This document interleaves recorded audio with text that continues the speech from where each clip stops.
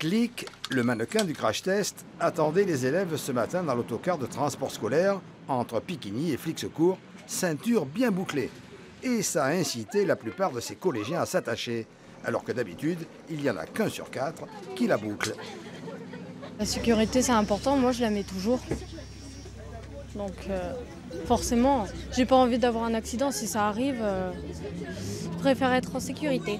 Ça dépend, des fois je l'attache pas, des fois je l'attache. Pourquoi tu l'attaches pas toujours? Je sais pas. Bah, des fois je regarde dans mon cahier tout ça. Parce que j'ai pas envie, tout simplement. Ça sert à rien. Et pourtant, la ceinture de sécurité est obligatoire dans les autocars depuis 2003. La DATET, l'Association pour les transports éducatifs, tient à rappeler à ces jeunes que sans ceinture, un accident à 63 km/h peut être dramatique. En cas d'accident, on est éjecté, c'est-à-dire qu'on quitte le siège. Donc on peut aller se blesser ou sur le siège avant, ou alors tomber dans le couloir, par exemple, et empêcher, suivant un accident, les autres personnes de sortir. À chaque élève qui monte dans son car, Françoise, la conductrice, n'oublie pas de rappeler les règles de sécurité.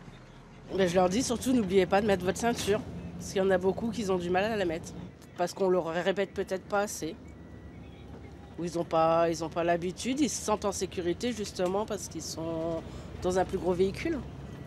Allez, maintenant on évacue par la porte arrière.